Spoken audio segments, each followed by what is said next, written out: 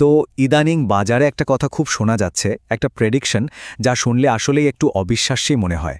বলা হচ্ছে কি ২০৩০ সাল নাগাদ নাকি এক ভরি সোনার দাম ৪ লাখ টাকা পর্যন্ত হতে পারে। ভাবা যায়? এটা কি আসলেও সম্ভব? চলেন আজকের এই আলোচনায় এর ভেতরটা একটু খতিয়ে দেখি। হ্যাঁ, প্রশ্নটা কিন্তু এটাই যে বাংলাদেশে এক ভরি সোনার দাম কি সত্যি সত্যি ৪ লাখ টাকা হতে পারে?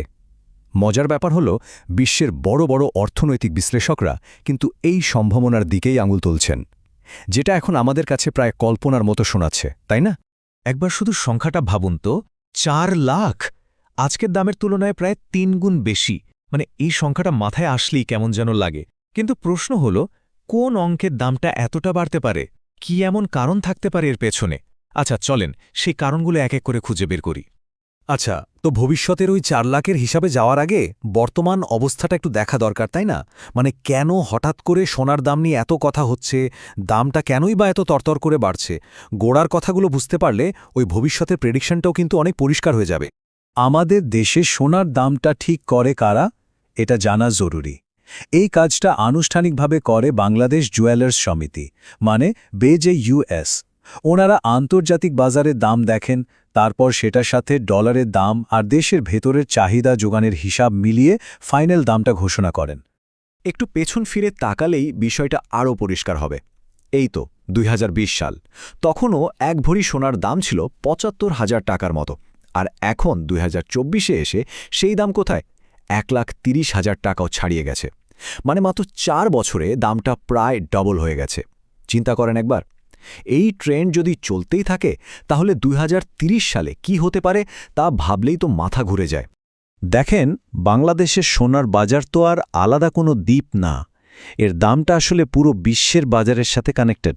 তাই আমাদের দেশের দাম বুঝতে হলে আগে গ্লোবাল মার্কেটে কি হচ্ছে সেদিকে তাকাতে হবে। তো সারা বিশ্বের এক্সপার্টরা কি ভাবছেন এটা নিয়ে, চলেন সেটাই দেখি। বিশ্বের নামকরা ইনভেস্টমেন্ট ফার্মগুলো বলছে যে বিশ্ব অর্থনীতিতে যে একটা অনিশ্চয়তা চলছে, বিভিন্ন জায়গায় যুদ্ধ, আবার জিনিসপত্রের দাম যে বাড়ছে মানে ইনফ্লেশন, এই সব কিছুর কারণে লম্বা সময়ে সোনার দাম আরও বাড়বে। ব্যাপারটা খুব সোজা।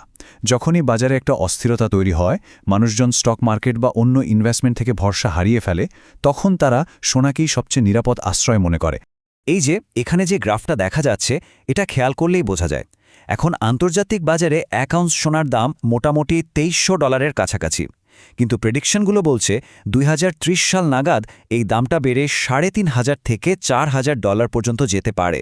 মানে এটা কিন্তু বিশাল একটা লাফ। আচ্ছা, এই যে আমরা বারবার বলছি নিরাপদ আশ্রয় বা সেফ হেভেন অ্যাসেট, এই জিনিসটা আসলে কি? সোজা কথায়, যখন শেয়ার বাজার বা অন্য সব ধরনের বিনিয়োগের দাম পড়তে থাকে, মানে মার্কেট যখন খারাপ, তখনও সোনা তার ভ্যালু ধরে রাখে। অনেক সময় তো দাম আরও বেড়েও যায়।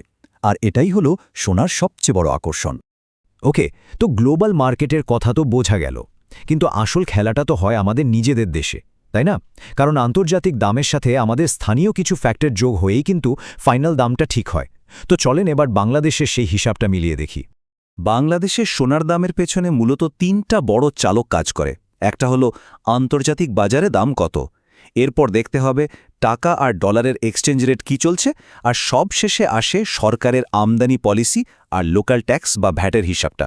একটা ব্যাপার কিন্তু খুব গুরুত্বপূর্ণ, সেটা হলো আমাদের দেশের সোনার প্রায় পুরোটাই বাইরে থেকে আমদানি করতে হয়, আর এই আমদানির টাকা মেটাতে হয় ডলারে। তার মানে কি? মানে হলো যখনই ডলারের দাম বাড়ে, মানে টাকার মান কমে যায়, তখন বিদেশ থেকে সোনা কিন্তু আমাদের বেশি টাকা লাগে, ফলে দেশের বাজারে সোনার দামও লাফ দিয়ে বেড়ে যায়। এবার আসল অঙ্কটাতে আসা যাক, যেটা বেশ ইন্টারেস্টিং। ধরেন ২০৩০ সালে আন্তর্জাতিক বাজারের সোনার দাম গিয়ে দাঁড়ালো $৪,০০০, আর তখন $1 দাম বেড়ে হল ধরেন ১৪০ থেকে ১৫০ টাকা। তাহলে সহজ হিসাবেই ট্যাক্স ছাড়াই এক ভরির দাম চলে আসছে প্রায় ৩.৫ লাখ টাকায়।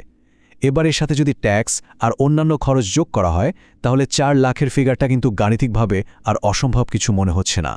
তো এতক্ষণ তো আমরা সব পজিটিভ সম্ভাবনার কথা বললাম, কিন্তু যে কোনো প্রেডিকশনের সাথে তো কিছু রিস্কও থাকে, তাই না? সেগুলোও জানা দরকার। আর এই সব কিছুর পর সাধারণ মানুষের ভাবার জায়গাটা কোথায়, বা কি করা যেতে পারে? চলেন এবার সেই দিকটা নিয়ে একটু কথা বলি। একটা জিনিস পরিষ্কার থাকা ভালো, দাম যে সব সময় বাড়তেই থাকবে এমন কিন্তু কোনো কথা নেই। এর উল্টোটাও হতে পারে। যেমন ধরেন, বিশ্বে যদি অর্থনৈতিক স্থিতিশীলতা ফিরে আসে বা ব্যাংকগুলো যদি সুদের হার অনেক বাড়িয়ে দেয় অথবা ডলার যদি আরও শক্তিশালী হয়, তখন কিন্তু সোনার দাম কমেও যেতে পারে বা অন্তত স্থির হয়ে যেতে পারে। তো মুদ্রার দুই পিঠের কথায় মাথায় রাখা জরুরি।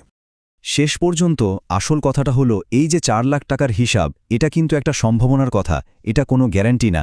কারণ অর্থনৈতিক পূর্বাভাস অনেক কিছুর ওপর নির্ভর করে, আর পরিস্থিতি যে কোনো সময় বদলে যেতে পারে। তাহলে লম্বা সময়ের জন্য কি ভাবা যেতে পারে? দেখুন, এক্সপার্টরা সাধারণত কয়েকটা স্ট্র্যাটেজির কথা বলেন, যেমন সব টাকা এক জায়গায় না রেখে বিনিয়োগটা ছড়িয়ে দেওয়া, যেটাকে বলে ডাইভার্সিফাই করা। আরেকটা বুদ্ধি হতে পারে একবারে অনেক সোনা না কিনে অল্প অল্প করে কেনা। এতে দামের ওঠানামার ঝুঁকিটা কমে। আর যাদের সামনে বিয়ে বা বড় কোনো অনুষ্ঠানের পরিকল্পনা আছে, তাদের জন্য 5 থেকে 7 বছর আগে থেকে একটু একটু করে প্রস্তুতি নেওয়াটা বুদ্ধিমানের কাজ হতে পারে। তো পুরো আলোচনাটা তো হলো, সব হিসাব নিকাশ, সম্ভাবনা, ঝুঁকি সবই দেখলাম আমরা। এখন প্রশ্নটা হলো, এই সব সমীকরণ মিলিয়ে বাংলাদেশে 2030 সালের মধ্যে সোনার দাম কি আসলেই 4 লাখ টাকা ছুঁতে পারবে? উত্তরটা সময়ের হাতেই তোলা থাক।